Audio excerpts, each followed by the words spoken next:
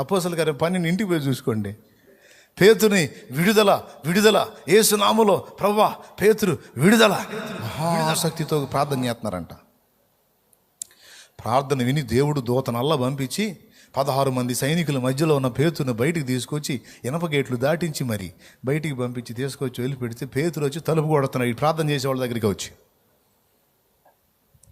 చిన్న పాప పేరు రోదే వచ్చి తలుపు తీయకుండానే పేతురు స్వరం విని పరిగెత్తుకుంటూ వెళ్ళి అమ్మా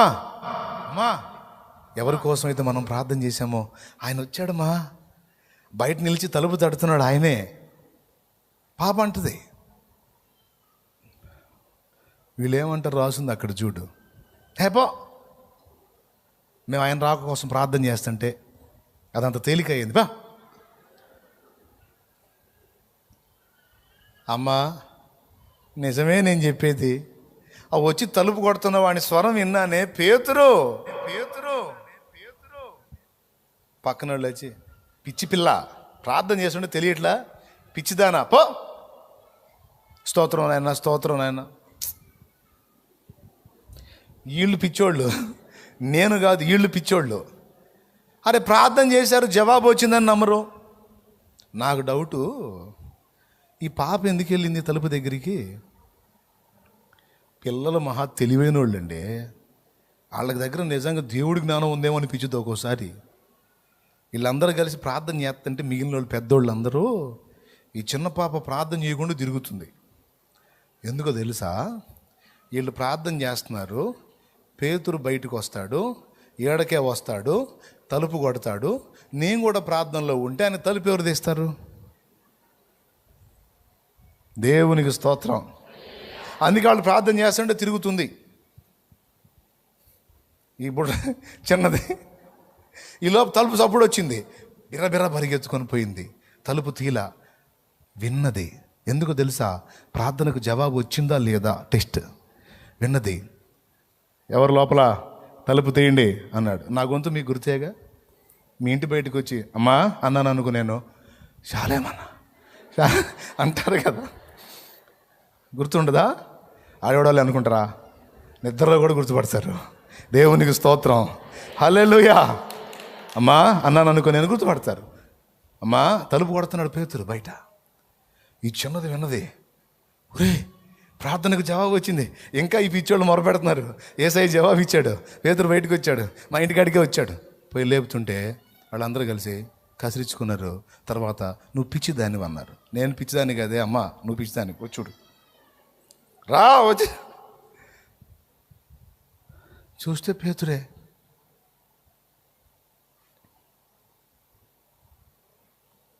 ప్రార్థన చేశారు, కళ్ళు కాంపౌండ్ పిడుగుపడింది. కాంపౌండ్ వాడు ఏమంటున్నాడు అన్యుడు? వాళ్ళు ప్రార్థన చేశారు, వీడు విశ్వాసి. వాళ్ళే ఉన్నారు, లేదు మా వల్ల పడలేదు అంటున్నారు వాళ్ళు. వీళ్ళెవరు? టంటోళ్ళు అండి. చాలామంది ప్రార్థన చేస్తారు కానీ నమ్మరు. సమస్యను గురించి వికృతంగా చెప్పే వాళ్ళ మాటలు గట్టిగా తీసుకుంటారు కానీ సమస్యల్ని తీసే దేవుని సర్వశక్తి గల హస్తాన్ని గురించి నమ్మరు. ఒక పక్క ఎన్నో అద్భుతాలు, సూచక్రియలు, మాతకార్యాలు తమ జీవితాల్లో కోకోలలో అనుభవించి కూడా వాటిని పునః జ్ఞాపకం చేసుకున్నారు. ఎందుకు మర్చిపోవద్దన్నాడు తెలుసా? నా అంతరంగమున ఉన్న సమస్తమా, ఆయన చేసిన ఉపకారంలో దేనిని మర్చిపోవద్దని ఎందుకన్నాడు తెలుసా? నీ గత జీవితంలో అన్ని కార్యాలను చేసుకుంటూ నిన్ను బ్రతికించుకుంటూ తెచ్చిన నా ప్రభు ఇప్పుడు వదులుతాడా? మనసా ఎందుకే కృంగిపోతావు? మనసా ఎందుకే కలవరంలో బతుకుతావు? మనసా ఎందుకే వణికిపోతావు? ఏమైతే ఎన్నో జబ్బుల్లోంచి కాపాడుకొచ్చాడే, ఇప్పుడున్న ఈ జబ్బును తీసేయలేడా? ఎన్నో రోగాలను స్వస్థపరిచి బతికించుకుంటూ తెచ్చాడే, ఆయన బతికించకపోతే నువ్వు ఎక్కడుంటావే మనసా? ఇన్నిటిని దాటించినోడికి ఇప్పుడు ఈ జబ్బు తీయటం తెలియదా?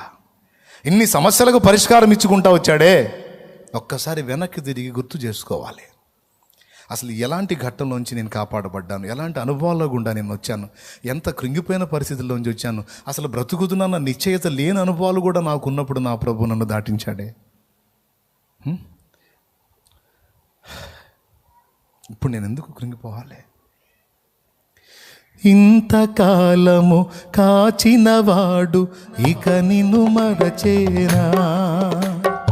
ఇంతవరకు నడిపించినవాడు ఇప్పుడు వీడేనా? అనురాగం పంచినవాడు అన్యాయం చేసేనా? అనురాగం పంచినవాడు అన్యాయం చేసేనా? ప్రాణము బలిపెట్టినవాడు ప్రేమించుట మానేనా? ప్రాణము బలిపెట్టినవాడు ప్రేమించుట మానేనా? గుర్తు చేసుకో మనస, గుండెలోన దాచుకో. గుర్తు చేసుకో మనస, గుండెలోన దాచుకో. గతకాలపు జీవితమున యేసయ్య కార్యాలు, గతకాలపు జీవితమున యేసయ్య కార్యాలు గుర్తు చేసుకో మనస, గుండెలోన దాచుకో. దేవునికి మహిమ. మనసా, పిచ్చెక్కిందానిలాగా ఎందుకే కలవరపడుతున్నావు? ఏమైందే పిచ్చి మనసా? చూడు, ఫలానప్పుడు ఎట్లా చేశాడు? నువ్వు కాపాడుకున్నావా? ఆయనే కదా ఆ సహాయాన్ని పంపి బయటేసాడు. ఫలానా జబ్బు వచ్చి నువ్వు అసలు బతకవని డాక్టర్లు చెప్పారు కదా, ఎట్లా బతికావు? ఆయనే కదా స్వస్థపరిచాడు. ఆయనే కదా వైద్యం సఫలమయ్యేటట్టు చేశాడు. ఫలానా తెగులు వచ్చి ఎంతోమంది రాలిపోతే అదే తెగులు నీకు వచ్చిన నువ్వు చావకుండా బతికించాడు కదా. ఆ తెగుల నుంచి కాపాడిన వాడు ఇప్పుడున్న ఈ బలహీనత నుంచి కాపాడలేడా? నిన్ను బతికించుకోలేడా? నీకై ప్రాణం పెట్టినంతగా నిన్ను ప్రేమించిన వాడు నిన్ను సంరక్షించుకోలేడా? నీ ఆయుష్కాలాన్ని పొడిగించలేడా? ఒక్కసారి కన్నీళ్లు విడిచి ఏందయ్యా నా గతి అని అడిగిన హిజ్కియాకి అడగకుండానే 15 ఏళ్ల ఆయుష్కాలం ఇవ్వలేదా? దేహాన్ని బాగు చేయలేడా? పరిస్థితులను మార్చలేడా? దిగజారిన ఆత్మీయత నుంచి తిరిగి నిన్ను పునరుద్ధరించలేడా? మనసా, ఎందుకు కృంగిపోతున్నావు? ఎందుకు వ్యతిరేకతలను ఆలోచిస్తున్నావు? నో, ఆయన ఉన్నాడు. ఆయనను బట్టి నేను సంతోషిస్తానని సంతోషంతో నింపబడు మనసా. బలవంతుడు మనకు తోడై ఉన్నాడు మనసా. మన బలహీనలే కావచ్చే పిచ్చి మనసా, బలవంతుడు మనకు తోడై ఉన్నాడు. యౌవనంబు పక్షిరాజు, యౌవనంబు వలెనే క్రొత్త, యౌవనంబై వెలయురీతిగా మేలిచ్చి నీదు భావమున్ సంతుష్టిపరచునుగా. ఆ కారణముచే మనసా బాగు చేస్తాడు. ఏం కాదు, బాగుపడతా. షుగర్ అయితే ఏమైంది? అందరి రిపోర్ట్ కొంతమందికి వచ్చింది, నీకు అదే రిపోర్ట్ అని ఎందుకు అనుకుంటున్నా? అందరికి కిడ్నీలు పోయినా నీకు పోతాయా? అందరికి కళ్ళు పోయినా నీకు పోతాయా? అందరికీ చర్మరోగం వచ్చిన నీకు వచ్చిందా? ఎందుకు అలా అనుకుంటున్నావు? పిరికి మనసా. ఆయన నాకు ఇష్టమైతే ఒక్కసారి నేను టచ్ చేస్తే చాలదా? ప్రభావం యేసులో లేదా? ఒక్కసారి అట్లా నేను టచ్ చేస్తే చాలదా?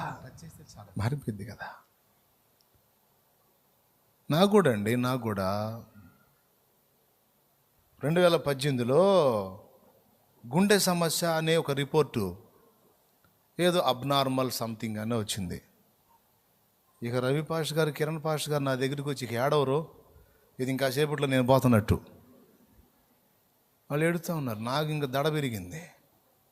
ఎవరికైనా భయమేగా. గుండె చెకప్కు పోయి రిపోర్ట్ తీసుకొని వచ్చి ఏడుస్తూ ఉంటే ఏమని వస్తుంది? నా గుండె వేగం పెరిగింది. ఏందన్నా అంటున్నారు. నాకు ఏందన్నా? ఏం లేదన్నా, కొంచెం ఏం లేదా, మీ ఇద్దరు బయటికి పోయినా, అర్జెంటుగా మీరు బయటికి పోయినా. వాళ్ళు బయటికి పంపించి తలుపు గేడేసి మోకాళ్ళు వేసి పరిశుద్ధ గ్రంథం తీసుకున్నా. ఏంది ప్రభా, ఏంది ఇంతవరకైనా మనకు సమయం ఏమన్నా ఉందా? ఇంకా వాళ్ళ మాటలు కాదు, నువ్వు చెప్పాయా అని మోకాళ్ళు వేసి ప్రార్థన చేసి వాక్యం తీస్తే నేనున్నాను, భయపడద్దు, స్వస్థపరుస్తాను అన్న. ఏముండదు, డోంట్ వరీ. భయపడ నిమిత్తం లేదు అన్నాడు ఆయన.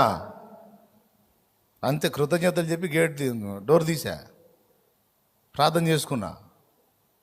అంతే, మరుసటి రోజు వెళ్ళి మళ్ళీ మొత్తం టెస్టులు, మొత్తం ఏమి లేదు, నార్మల్. అది ఒకవేళ ఉన్నా వచ్చిన మరణము యొక్కయు పాతాళ లోకము యొక్కయు తాళపు చెవులు ఎవరు స్వాధీనంలో ఉన్నాయి? నువ్వు గుర్తుపెట్టుకో.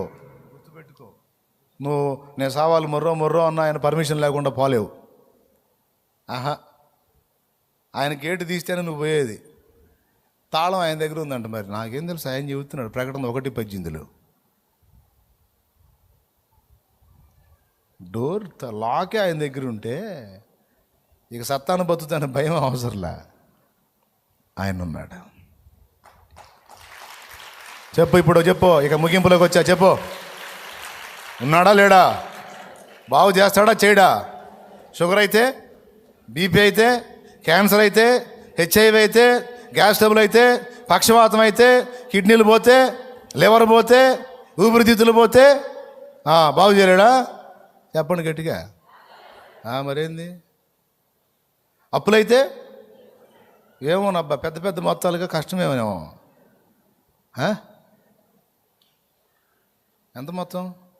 కోట్ల, లక్షల, వేల?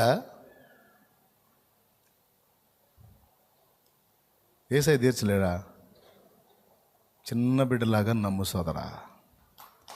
పిచ్చోడు అనుకోని, జనం పిచ్చోడు అనుకోని, ఈడోడురా దేవుడు తిరుగుతాడు అంటారు, తిరుగుతాడు. దేవుడు తిరుగుతాడు అంటే తిరుగుతాడు. ఎట్ట తిరుగుతాడు రా దేవుడు అంటే? ఎట్టో గట్ట తిరుగుతాడు రా, నాకు నమ్మకం ఉంది. నీకేందిరా? నీకు వచ్చిన దడ ఏంది నాకు అర్థం కాదు.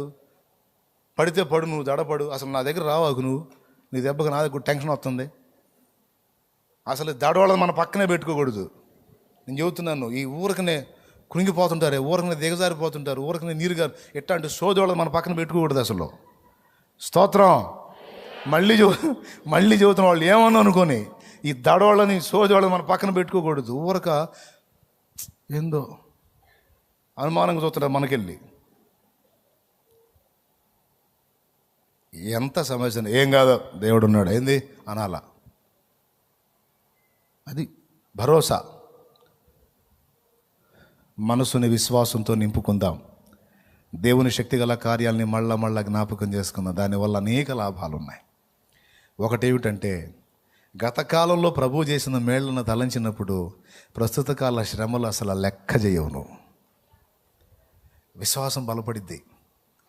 అంత గండాన్ని తప్పించాడు, అంత ఘట్టాన్ని తప్పించాడు, ఇది ఎంత, అంత శోధనలు తప్పించాడు, ఇది ఎంత అనేస్తావు. నీ ఆనందానికి ఎవ్వడూ దొంగిలించలేడు.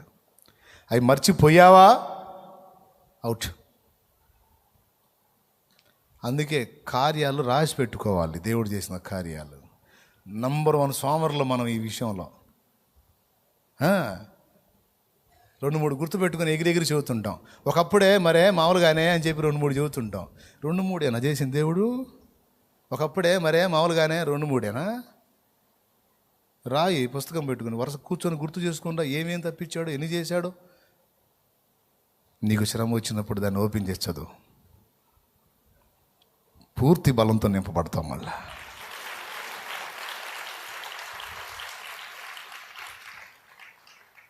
ఇది కూడా దావీదే నేర్పాడు. గతకాలపు కార్యాలను గుర్తు చేసుకున్నాడంట. దేవుడు మళ్ళా సాయం చేశాడంట. నీ మనసుని దేంతో నింపుకుంటావో ఆ ఫలితాన్ని నువ్వు చూస్తావు చెల్లి. టోటల్గా నీ ఇష్టం. జాగ్రత్త పడు. ముగిస్తున్నా నేను తమ్ముడా. నీ మనసులో దేవుని ఎడల విశ్వాసాన్ని కలిగి ఉండి వీసుమంత సందేహం కూడా రానియకుండా, ఇప్పుడు ప్రజెంట్ ప్రతికూలతలో తిరుగుతూ ఉన్నా సరే అనుకూల ఫలితాలు నీకు దేవుడు సిద్ధపరిచాడని నమ్ము. ఆఖరికి నీ ఆత్మీయ జీవిత విషయంలో కూడా ఇప్పుడు బలహీనంగా ఉండొచ్చు. నీ భక్తి నీకు తృప్తికరంగా ఉండకపోవచ్చు. కానీ గుర్తుపెట్టుకో, తప్పకుండా నీ భక్తి స్థితిని కూడా మారుస్తాడు ఆయన. మరి కొంతకాలము సహించిన తర్వాత ప్రభు తానే మిమ్మును స్థిరపరిచి బలపరచును, సంపూర్ణులుగా చేయును అనే మాట పేతురు అన్నాడు.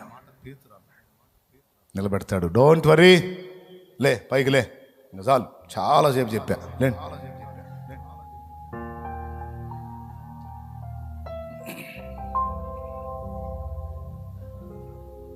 మనసులో శత్రువు పుట్టించే సందేహాలకు తావివద్దు. మనసును ఒక అద్భుతమైన కర్మాగారం లాగా నిర్మించాడు దేవుడు. దాన్ని దేంతో నింపుకుంటావో నీ ఇష్టం, అయ్యే ఫలితాలు అనుభవిస్తావు. దేవుణ్ణి బట్టి, విశ్వాసమును బట్టి ఆశీర్వాదకరమైనటువంటి విషయాలతో నింపుకుంటావా, లేకపోతే శత్రువు ఇచ్చిన రాంగ్ సిగ్నల్స్ను బట్టి శాపంతో నింపుకుంటావా? నిర్ణయం నీదే. ఈ మధ్యాహ్నం వేళ అనేక సంగతులు, అనేక విషయాల రహస్యాల గుట్టు విప్పాడు దేవుడు. నీ మనసును దేంతో నింపుకుంటున్నావో అర్జెంటుగా మారు మనసు పొందు, సరి చేసుకో, సరిదిద్దుకో. దేవుని కృపా కార్యాలు గతంలో ఎన్ని చేశాడో ఒక్కసారి గుర్తు చేసుకో. దానివల్ల నువ్వు ప్రస్తుత కాలంలో ఎదుర్కొంటున్న శోధనలో జయం పొందుతావు. అలాగే గతకాలపు కార్యాలను గుర్తు చేసుకోవటం వల్ల దేవునికి వ్యతిరేకంగా అడుగులు వేయలేవు, కృతజ్ఞత కలిగి బతుకుతావు. ఆ కార్యాలు గుర్తు చేసుకోవటం వల్ల దేవుని పట్ల ప్రేమ కలుగుతుంది, దేవునితో బతకాలనిపిస్తుంది, దేవుణ్ణి హత్తుకోవాలనిపిస్తుంది, ప్రభుని కౌగిలించుకోవాలనిపించేంత ప్రేమ పుడుతుంది ఆయన కార్యాలు గుర్తు చేసుకుంటే. నా తమ్ముడా, నా చెల్లి, నా అక్క, నా అన్న, నీ పిల్లలకి నీ గతాన్ని గుర్తు చేయి. మనం ఎంత దీన స్థితిలో ఉన్నాం, ఈ స్థితికి వచ్చాం దేవుడు చేశాడని. దేవుడు ఏమేమి కార్యాలు చేశాడో నీ పిల్లలకి కథలు కథలుగా చెప్పు. సోదరుడా, నీ బిడ్డలకు చెప్పు, నీ భార్యకు చెప్పు.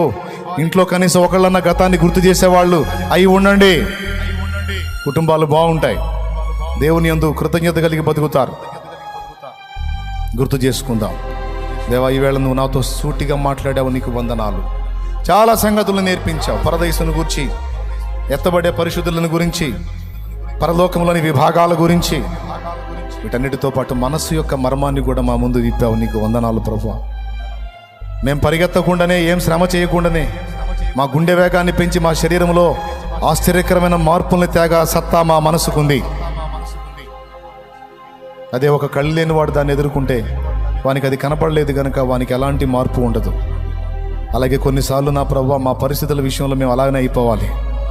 కొండలాంటి పెను ఆపదలు పడగెత్తిన పాముల వలె మా ముందున్నా మేము కళ్ళు మూసి కేవలం నీ మీద ఆధారపడి విశ్వాస నేత్రాలతో ముందుకు నడిచిపోవాలి. నా ప్రభు, మాకు బలమీ అయ్యా, శక్తిని, జ్ఞానమీ అయ్యా, నేర్పించయ్యా.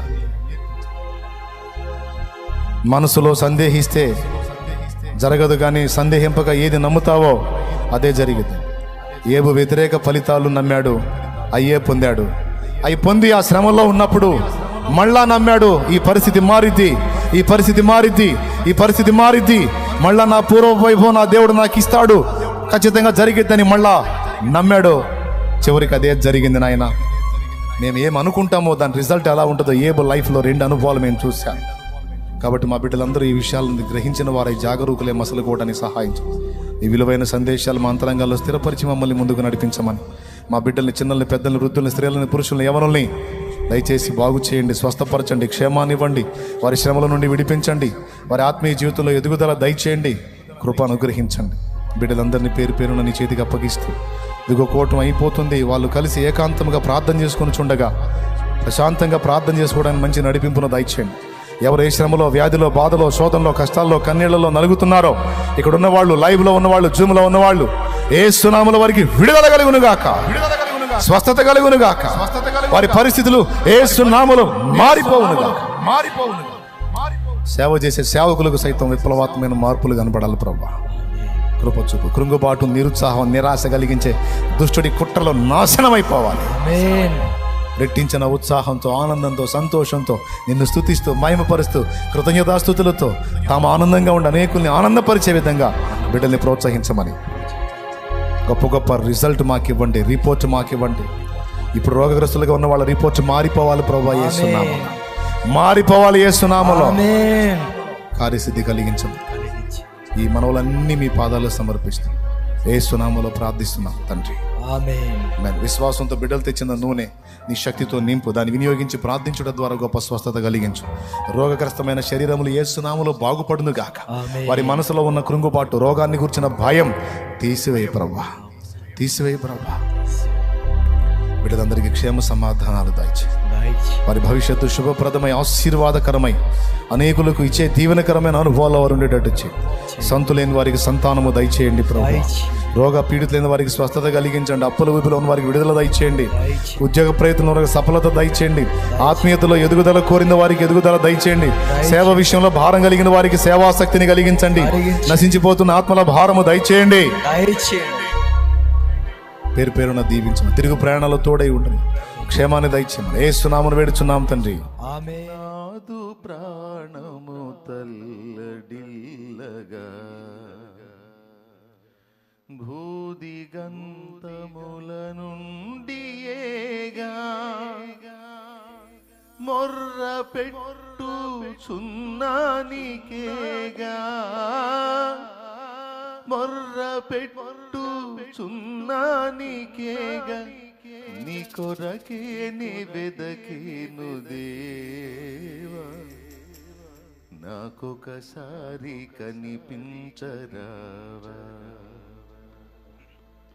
ప్రభు మోర వినవా ప్రభు మోర వినవా నీ కొరకే నీ వెదకేను దేవా నాకొకసారి కనిపించరావా నీ కొరకే నీ వెదకేను దేవా నాకొకసారి కనిపించరావా ప్రభు మోర వినవా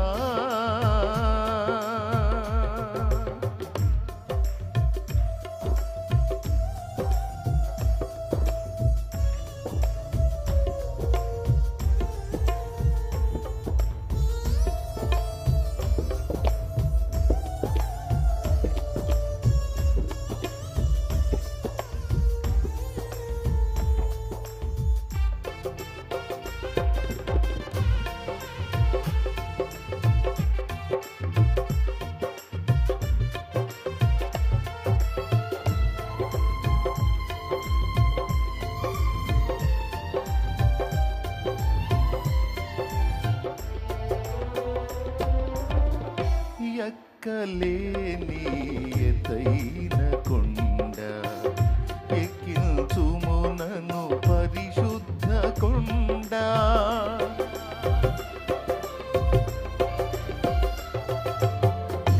ఎక్కలేని ఎత్తైన కొండ ఎక్కించుము నన్ను పరిశుద్ధ కొండ చక్కని ప్రభు నీ మోము చూడా చక్కని ప్రభు నీ మోము చూడ నీ కొరకే నే వెదకేను దేవా నాకొకసారి కనిపించరావా నీ కొరకే నే వెదకేను దేవా నాకొకసారి కనిపించరావా ప్రభు మోర వినవా ప్రభు మోర వినవా నీ కొరకే నీ వెదకేను దేవా నాకొకసారి కనిపించరావా నీ కొరకే నీ వెదకేను దేవా నాకొకసారి కనిపించరావా ప్రభు మోర వినవా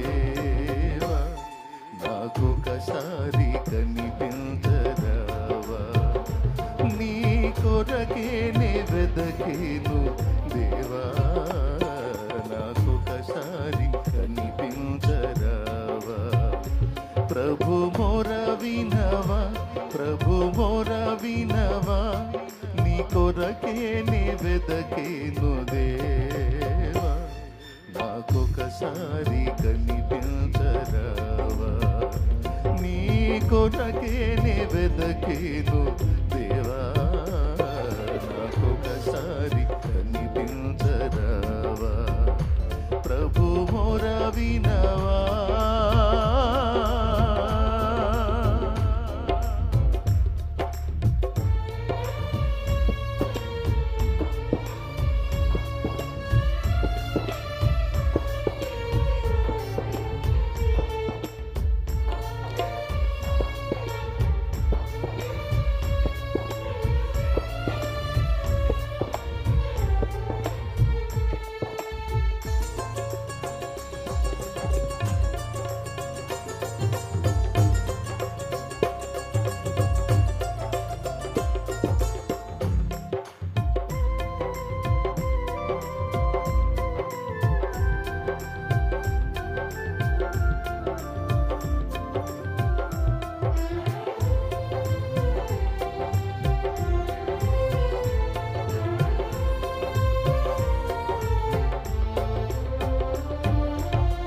వెగటు గలిగే లోకమేగా, యుగ యుగాలు నీతో నుండగా.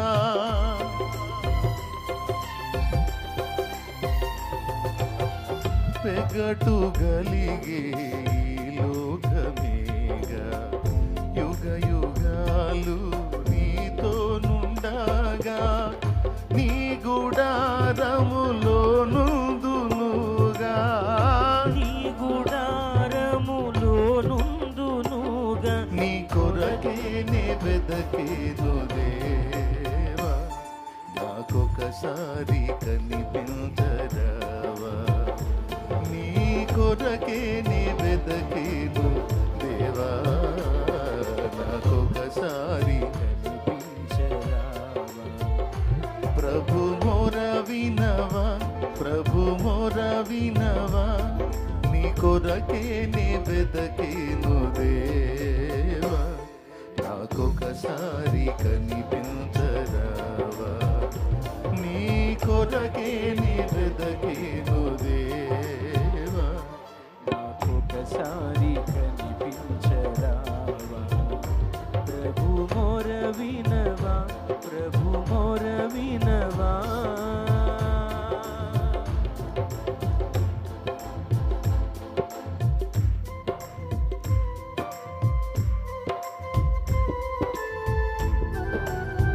అందరం కలిసి మళ్ళీ ఒకసారి ఎక్కలేనంత ఎత్తైన కొండ ఎక్కించుము నన్ను పరిశుద్ధ కొండని పాడుకుందాం.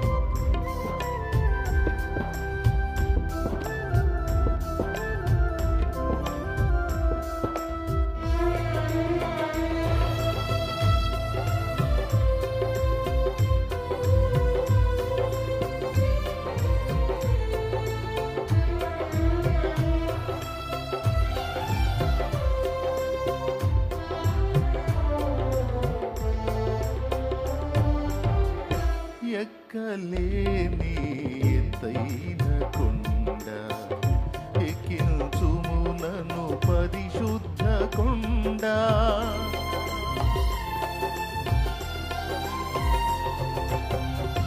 ఎక్కలేని ఎత్తైన కొండ ఎక్కించుము నన్ను పరిశుద్ధ కొండ.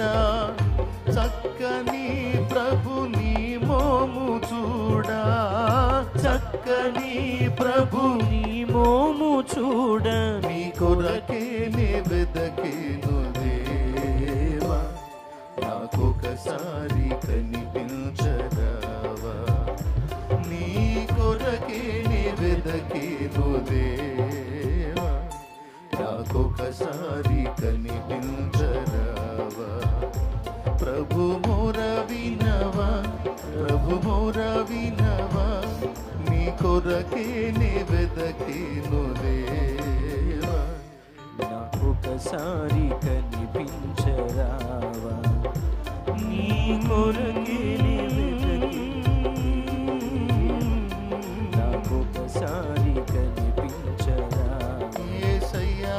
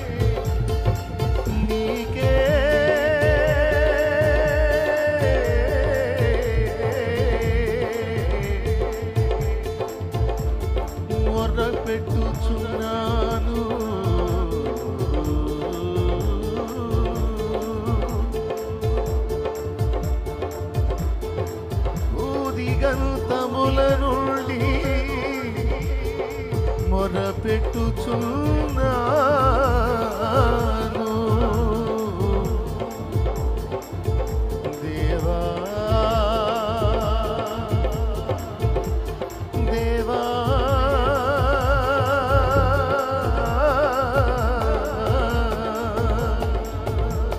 పరిశుద్ధుడా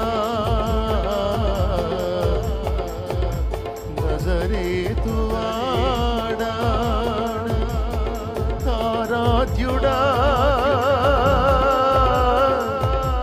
అభిషిక్తుడా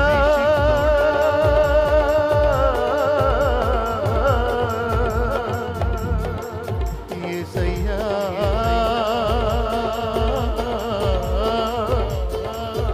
యేసయ్యా యేసయ్యా